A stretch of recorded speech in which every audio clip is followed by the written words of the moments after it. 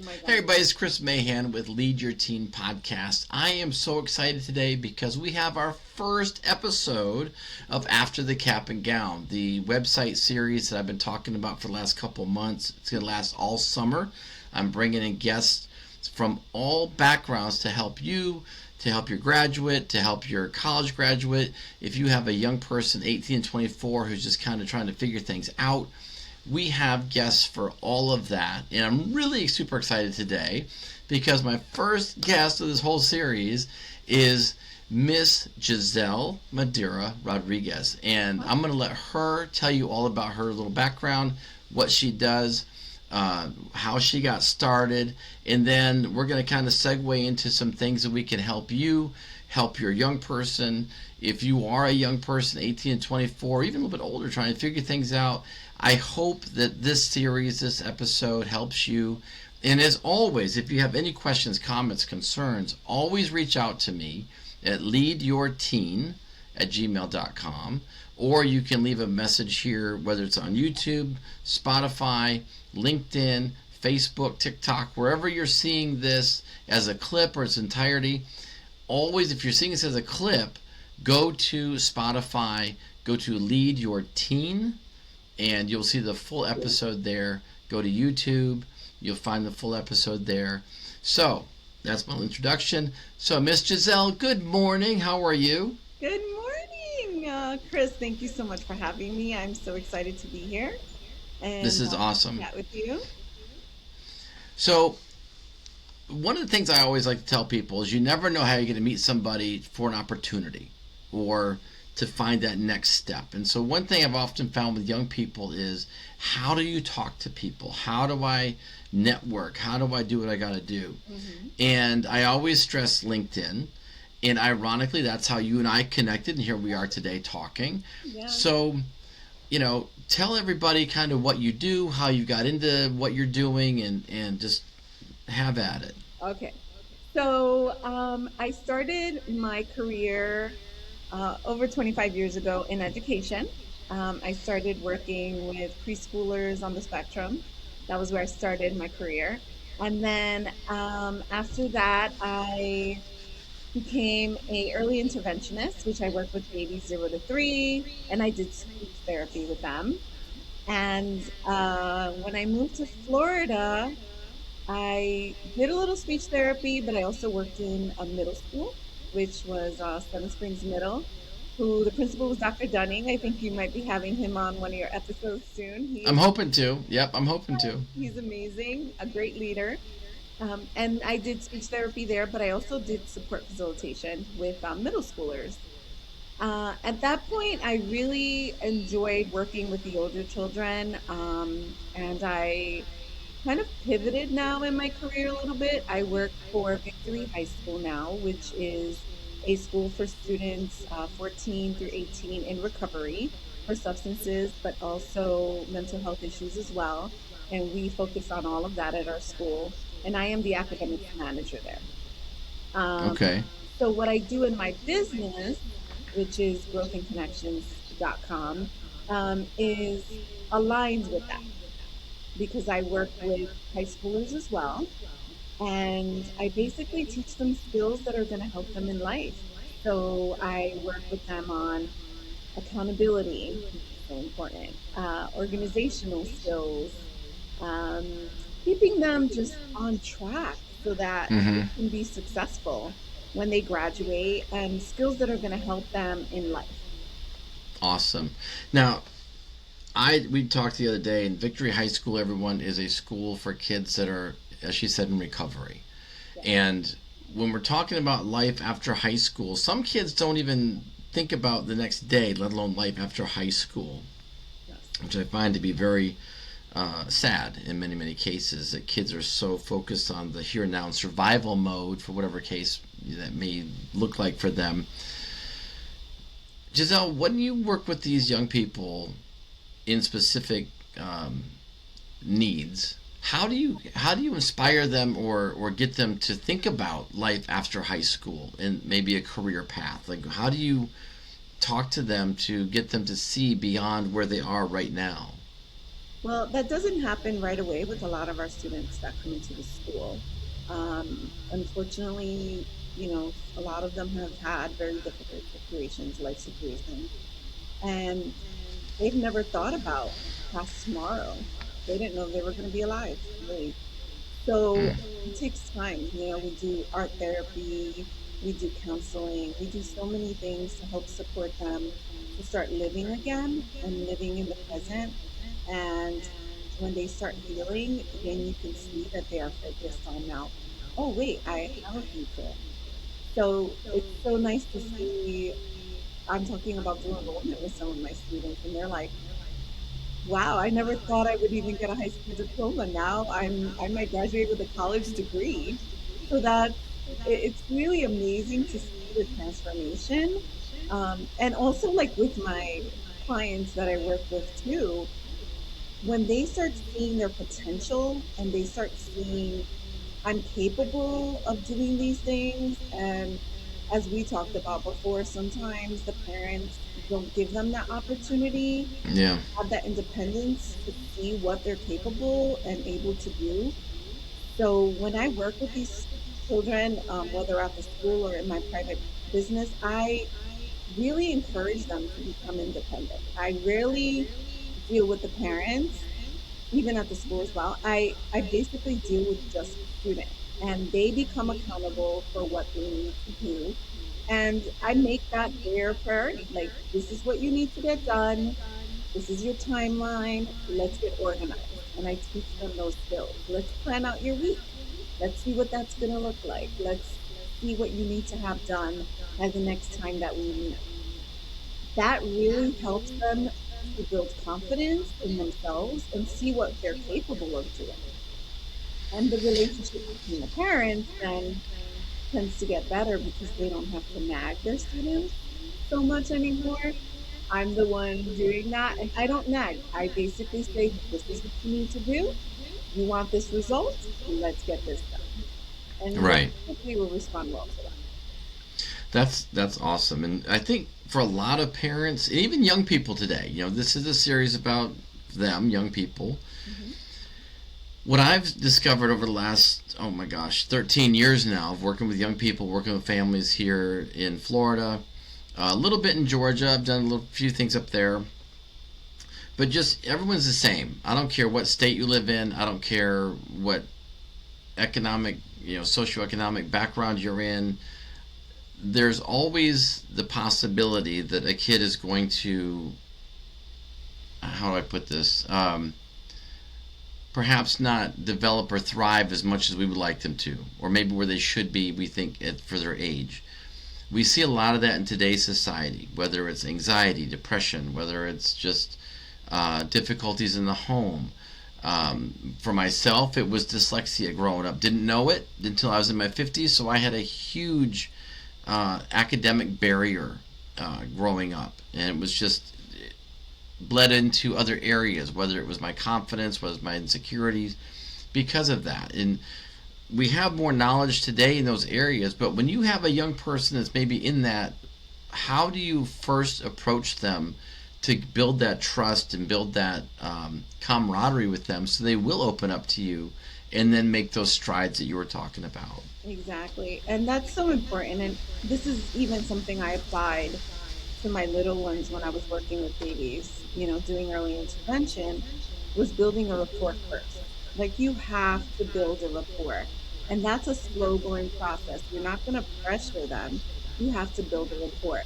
And after that, they will work with you. Like, even the smallest babies that I had, 0 to 3 virtual, I was able to get them to engage with me because now Wow. they knew who I was, they trusted me, and it's the same approach with the high schoolers. I get them to trust me by being consistent. I come through when they need me. I'm there when they have an issue that they need assistance with. I'm just, and I'm very real and I'm genuine. And I find a way to connect with them, whether it's telling them my own story about issues I had with my own kids. My son had severe ADHD when he was little, And I was in the fear and I was in denial. So that's, I also have that compassion for parents that not everyone has, because I've been there. I remember knowing by the time he was 2 that he was severe ADHD. And I did not do anything until he was going into kindergarten. I Mm. could have done, I mean, I did a lot of things that maybe some parents wouldn't do. Like I made sure he wasn't swimming. I made sure I would take him to the park every day. I made sure I would get him that exercise and try to give him healthy foods and all that stuff. But in the back of my head, I was in denial. So I can relate to these parents when they tell me, or when they're not ready to have that hard conversation. And this could be parents that have younger children or parents that have older children. So the approach also has to be sensitive and compassionate. And they have to know that you're coming from a place of love, with the parents and with the kids. So I think the students get that from me. And I'm consistent. I show up every week. I meet with them when at the time I say I'm going to meet with them. They know I'm going to be there. And our process is very organized and consistent. And they know already what we're going to do. There's no surprises. And for kids that are neurodivergent, that's very helpful for them. Right. Know going in what's coming. I think even kids that are not neurodivergent, I think what you just mentioned, Exactly. and I'm kind of laughing because you said the word denial, which in my book I talk about what I call FDD, family dysfunction denial. And uh, for parents, myself included, when my boys were little, of course, I was a first time dad, first time parent. I didn't know how to be a parent. A lot of times we just do what we think we know and that type of thing. Mm-hmm. But now that kids are getting older and they're getting out of school and they're going into the work world, even at 15, 16, they want a job. Do you discuss this with them, like how to be a good employee, how to job search, how to, because a lot of parents don't know how to. It sounds weird. We've all had jobs, but in the last 15, 20 years, especially since COVID, the application process has changed, the interview process has changed, the expectations have changed. And in all of that, young workers today have definitely changed from what we did 25, 30 years ago. The work ethics changed, the cell phones get in the way. That's a big problem. So, how do you, as I guess, a career coach in some ways, how do you explain that to them to be successful, so that when they do go into the work world, they're more ready, they're more prepared? Right. And I try to explain it in the way that every relationship you have is practice for when you go out into the world, right? How you approach people, how you speak to people, how you handle situations. This is all practice for the real world when you get out there. So, how do you handle conflict? How do you address a situation? All those things are preparing you for that. And sometimes parents have a hard time having that difficult situation. And that was just one of the posts I made the other day. I was like, parents, are you having trouble having that difficult situation? Because teens right now, they're in that hard stage where they think they're adults and they know everything and they really don't want to hear from a parent. And Right. that's where I come in as almost like the mediator, and I can help get the kid on track, also mending that relationship a lot of the times. So the parent can go back to parenting and not having to be that sergeant, and, in a sense. And it really helps them to be able to move forward. But I also get the Awesome. kids thinking about what their passions are. And I think that's very important too. There's so many opportunities, like you said, now. Like you can basically get into a field of anything that you like at this point. It's not like when we were growing up, like you said, like you went to school and you were either doing this, or this. Like now Yeah. you can, if you're passionate about fashion, you can literally start your own line online. Your Well, that's, site. yeah. You can and it's funny because I'm agreeing with you, because I tell the kids I work with the same thing. Today, if you use technology as a tool, a proper tool, you have access to the world to sell products, to get your music out there, to get your videos out there, to um, create a podcast like this. Back in my day when I was doing television, let me see this up back here. Um, if you didn't have a distribution deal with a major studio, or you didn't have a lot of independent money and try and sell it at like a film festival or whatever it was, you didn't have that opportunity. No, And now with YouTube and all the internet, kids can do so many amazing things. A lot of them are, which is pretty cool. it is, yeah. But but a lot of them still are afraid to try. Um, Yes, the motivation. what the motivation, right? So how can a parent today? Let's play this scenario here. You've got an 18, 19-year old. They're out of high school for 1 year. They are maybe working, but not really a great job. It's like 15, 16 hours a week, minimum wage. They're not really moving forward. What is something you would tell a parent, or even that young? What questions would you ask that young person? Like, what seems to be the block?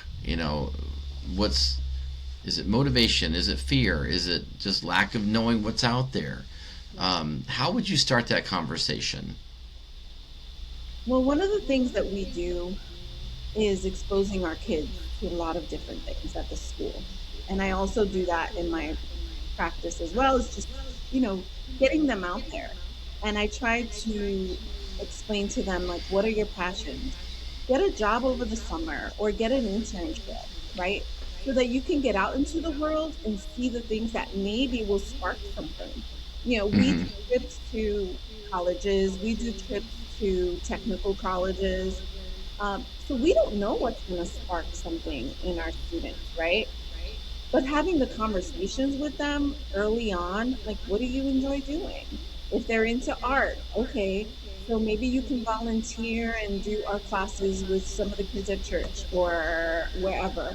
Like, I always encourage them to try what they want to do first before they go to school for it. Make sure it's something you really like before you devote 4 years or even And two. the money, the money to go to school. Exactly. Like, just, Yeah. I think exposure is so important, and parents don't always think about doing that. Getting your kid out there, connecting them with people. My daughter, she wants to be an actress and musical theater. And so I know people in the film industry. So I call them up. I'm like, hey, my daughter's interested in this. Like, it was so easy. I got her headshots done for free. Use the resources, parents, that you have. Like, get your kid engaged. Like, if you know someone that owns a restaurant, your kid is into culinary, let them volunteer a couple of hours a week and Yep. get some experience and get out there and make those connections, because that's really what life is all about, right? Making those connections. Hence my company, growthandconnections.com. That's awesome. Growth and Well, I love what you're saying, and again, I'm not a therapist, so when I hear things come from a therapist, it gets me excited because I'm like, I do this. So when I work with young people, I introduce them to Allison.com. There's over 4,000 free trainings on there, from every type of career path you can imagine. So they can kind of, try this, try that, try this. And if they don't finish it, it was free, so who cares? right. But if they do finish it, then they got a better idea of what they, want to do. Um, Another thing as far as giving opportunity is SCORE. I tell parents to maybe take their kid to go SCORE. And SCORE is an organization of retired executives in all kinds of backgrounds. They will walk you through things, talk to you, you can interview them, find out things. So there are opportunities, there are resources to help a young person figure out their passion, figure out what they want to do. Now, I do tell them too, in today's world, you're probably going to go through a couple different things in life just because of the economy, global events. I mean, who would have predicted the crash of '08 or the pandemic of 2020? I mean, these are all things that just happened. Right. And it did alter a lot of people's lives. So if you're not self-aware of what you like, to maybe take a hobby and create something online or do something else as a way of making money until something comes along. Do you find that a lot of kids today just have no idea really who they are as a person. They just kind of exist. I find that sometimes, and it's really difficult for me to imagine living like that. But I know a lot of people, a lot of young people do have that. Well, I'm not good enough, or that will never happen to me, or um, you know, I don't think I'm talented enough. They come all the negatives before they ever tried. Do you ever find that with the Yes, kids you're working with? yes. The negative self-talk is terrible.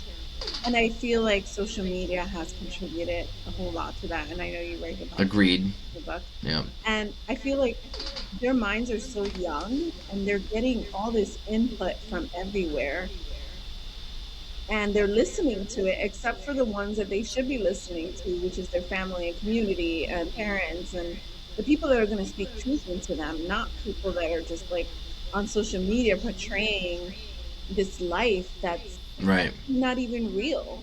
And even us as adults, I'm sure, I mean, it affects us. Like sometimes it can cause us to question things. And Yeah. can you imagine a child who is just only been around not even 15, 16 years and their minds are being exposed to things that are not necessarily good for it. Well, we know it's not good for them and we see Yeah. the effects of it, but it's just a lot for their brains. And I'm so happy we're not allowing phones in our school this year at all, which is great. That's something that everything you're talking about, and again, I've been just for 13 years, and when the cell phone selfie, the little duck face they used to do, and all this stuff, when that was happening, and more apps were coming out, Right. I began to question it back then. My boys were little then, so they were kind of in that start of it. They're 22 and 24. So they were at that age where this was really becoming a thing. And I didn't want them to have a phone. I didn't want them to have digital devices. I didn't think they could handle it. Right. But society and family pressure and whatnot, I was forced to give in. My boys told me, they're both Marines now, and they were like, one of the worst things about our childhood, and I was like, oh boy, here it comes. I made you do your homework or something. Can You you gave us, good stuff? yeah, I was expecting, like, you yelled too much or what, I don't know, something. No, they told me getting access to the internet. Yeah. And I was not expecting that answer. And I said, what was wrong with it? And my oldest was like, well, I saw things I should have never seen. I got onto the dark web, and I was like, that's real? The dark web's real? And all my friends were doing things. We were all talking about things. We were seeing horrific things. And he goes, I'd have nightmares over the stuff I was seeing. And just all of this stuff. And he was like 11, 12 years old. They're so impressionable at that age. So, and they know how to finagle. And once one kid breaks the code, they all know how to break the code. I mean, you have So what I've been, girls getting on YouTube. yeah, well, we had trouble this morning logging into here. So, but, it happens. Yeah. But my point has been for over a decade that parents need to be more involved in what their kids are doing, going out and doing things with them, going for walks, going for talks, going to the park, all the classic type of things to connect with your kids, because the connection so many of them are getting is through a device in the screen time. Yeah. What do you think And they're doing in their rooms when they lock themselves in there for hours at a time? They're not yeah, just sleeping or doing anything no, productive. They're no. not writing, their novels. Like Right, they're right. They're doing things that we would not. They're seeing things, and there's access. Not to get too far off, what's going on with this episode, but when it does come to emotional development, to get them to the next step, to get them comfortable to go and interview for a job, or just go to a networking event, a job fair.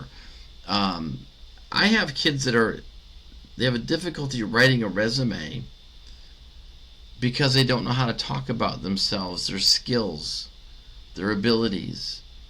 it's not a And they're test. 17, 18, 19 years old. These aren't 14, 15-year-olds. These are 18, 19, 20-year-olds, and they have a difficult time just telling on paper what their skills are, what their abilities are. Right. it's scary to me that there's this whole generation of young people unprepared. So, Yeah. you know, the whole point of this series is to help them and help parents recognize these things and help them move forward so they can be successful. Right. Uh, And I when you think have a that's conversation, I'm sorry, when you have a conversation with a parent, how real are you with them? I'm very real.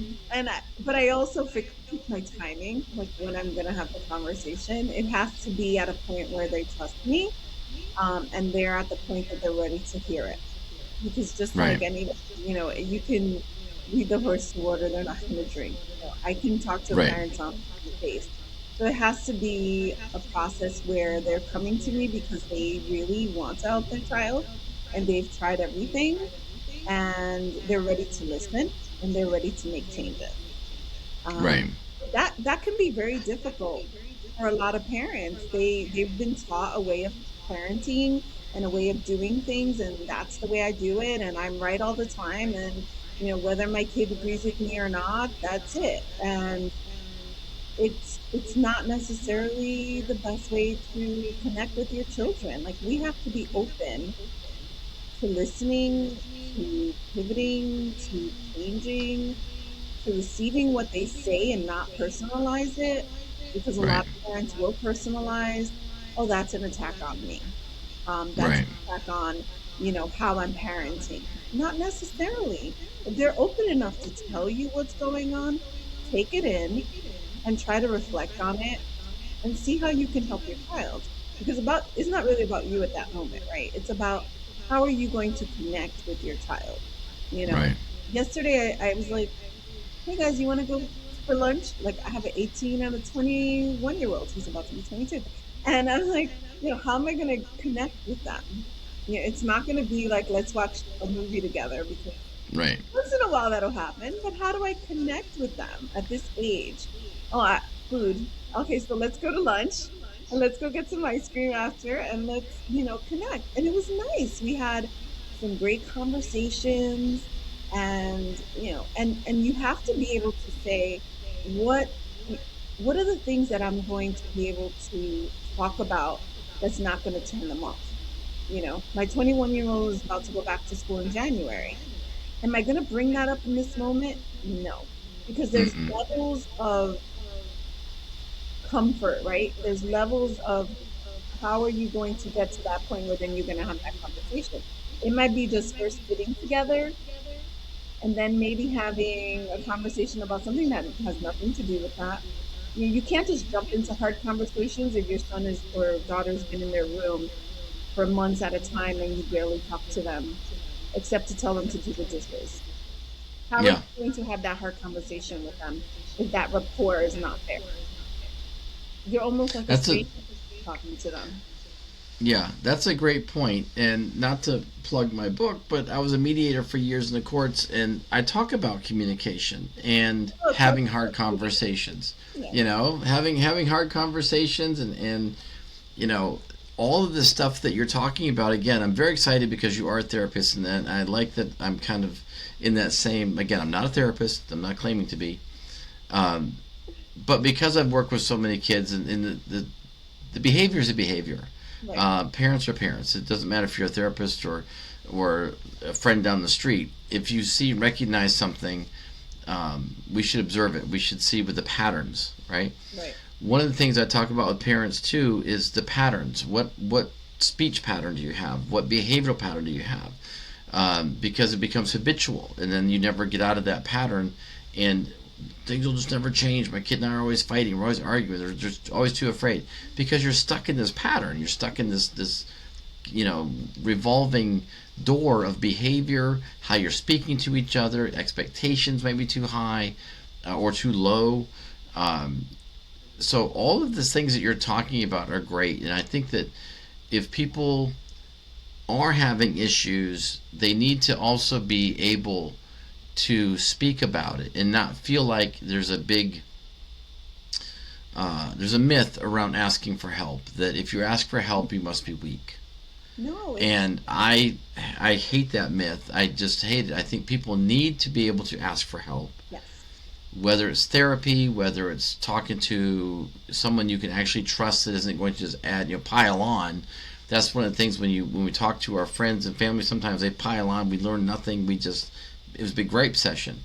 But when you can find someone that you can trust to talk to give you some guidance, to give you some roadblocks, if you will, to give you some, or to break the roadblocks, to give you some direction, I think that's, in today's world, is critical for everyone's success, the family success, the parent child dynamic, your sanity as a parent, because we all worry about our kids' futures, how they're going to be. And it also would help, I think, when that relationship is strong, it helps the child of any age, 10 to 24 and up, to feel more secure to come to you when there are problems Exactly. that they're having. So, um, I know we're getting close to our time here. I told you 30 minutes, but we can No, keep it's fine. going. Well, really, But how, I'm sorry. I just want how, to clarify. yep. Um, I'm a speech therapist, not a Mm-hmm. therapist like, the one. But I will say I've worked with families over 25 years, and you get to know the families. And I guess I would call myself an honorary therapist because I did a lot of coaching with parents, especially during the pandemic. And I was able to pour into these parents. And when you work so closely with them, you really get to know how things work and how to Right. get the things that you need out of them. So I love working with my parents. I love being able to get them resources. That's something that it's a passion of mine because no one should go without what they need, Right. And on I think that, that's I just want to I want to plug DBT therapy if anyone needs. It's dialectical behavioral therapy, I and I love it. did that with my daughter for 6 months, and it was a program in Tampa. It was amazing. You learn so much about yourself and what type of parenting you're doing, but also how are you coming across to your child? Are you coming across in a way that's receptive? Are you a fixer? Are you going into fix it mode every time they tell you something? Or are you being receptive and listening and really seeing what your child needs? So I think So that's really important. yes, I love. I actually talk about that and CBT, cognitive behavioral Yeah, therapy, in here because together. these are two therapies for me that anybody. I can be careful here. It's not like you have to have a PhD to talk to someone, but how you ask the questions and how you listen, I think, is what's really important too.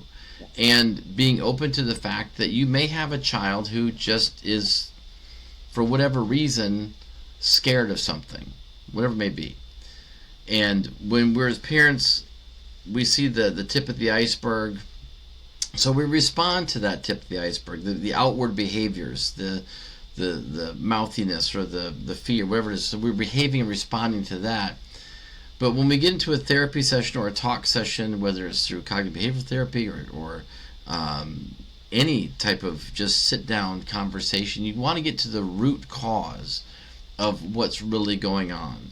Yeah. And as parents, sometimes we don't want to hear that because we feel like maybe it was us or maybe they're being judged. Right. So having someone you can talk to like you can really open some doors and, like you said, build some trust and build some rapport Yes. and allow that child, whatever age, I say child, that's, it could be 15, it could be 25, whatever your need is as a family, to really open up and get some healing. And then they can be successful. They can move forward. They will have the confidence, if you will. They will have the ability to handle problems and obstacles with more success and coping with different issues that may be becoming their way. Yeah. The emotional It's maturity to deal with those things. very important. Very important. It's, So, it's so hard for so many parents these days. There's so much coming at them. They're expected to work more because you think technology is great and we love it, but how many parents are working from home and some of them don't know how to make boundaries? So now they're really mhm. working instead of 50 hours, 70 hours, and when do they have time for their kids? And high schoolers, as much as they want to be adults and they think they know everything, this is the time that we really need to connect with them and support them. Because if they don't get the influence from us, then who are they going to get it from? And that's the Oh yeah. scary part. And that's Yep. really important. So I am a choice navigator for Step Up for Students. So I work with parents, giving them resources, whatever they need for any age, from the little ones to high school. And I'm able to support the parents in that process of getting what they need, whether they need an IEP, whether they need a 504 for support for school, because we can avoid that and we can be in denial about it. But our kid, and life happens. Look, I get it and I understand that. But now you have a second grader who's going into third grade and now they start testing and now they still don't have their support. So now you're going to get their supports and it's a little harder for them to now be successful. And it's the same in high school. Like, if you see that all of a sudden with your child there has been a huge shift, what do they need? Maybe they need a therapist, maybe they need, an evaluation. Sometimes parents don't realize maybe their child's on the spectrum and they may not get a diagnosis till high school. Sometimes it's not Right. till adulthood. But when you have those answers, we're also not in denial anymore, which lets us breathe a little better, make that connection with our child, because we're not feeling that pressure of like, I'm not doing what I need to do as a parent. Get that stuff done. Get it done.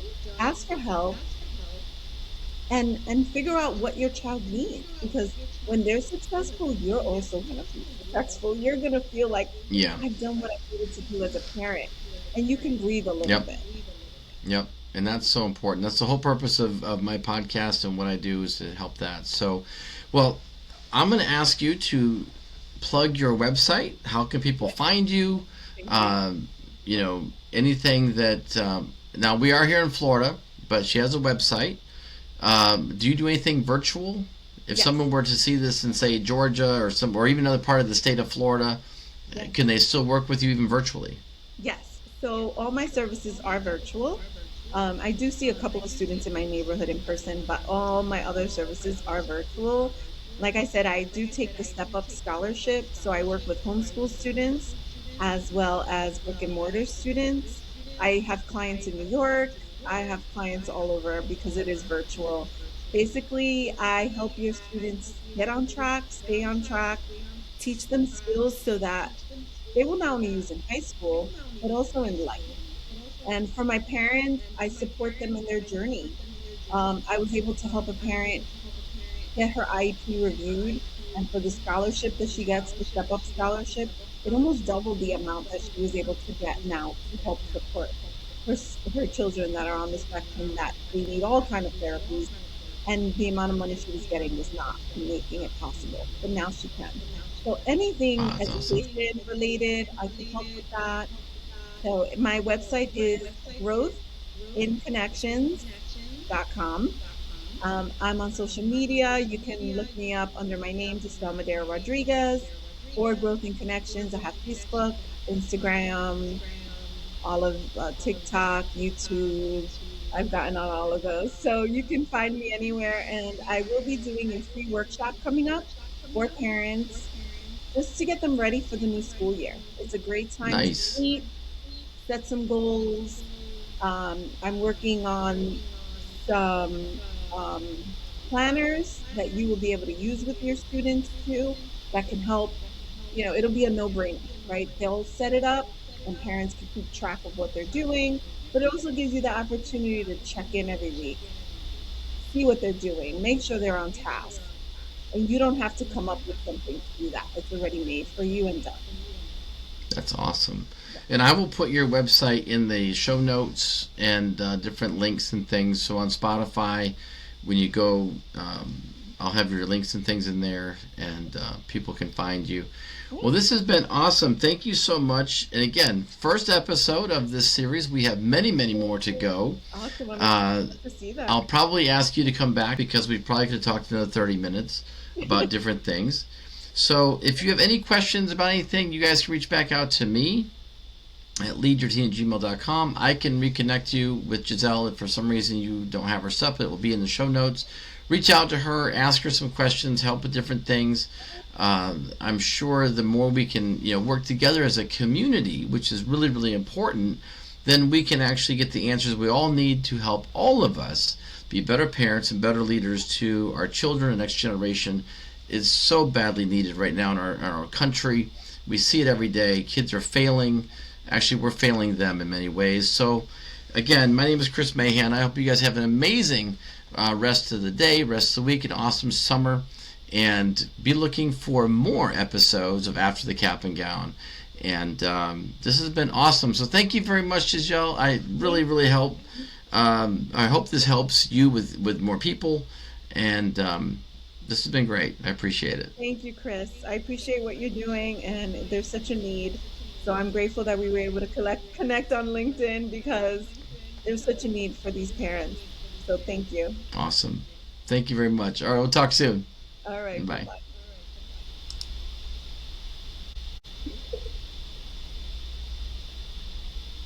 Bye-bye.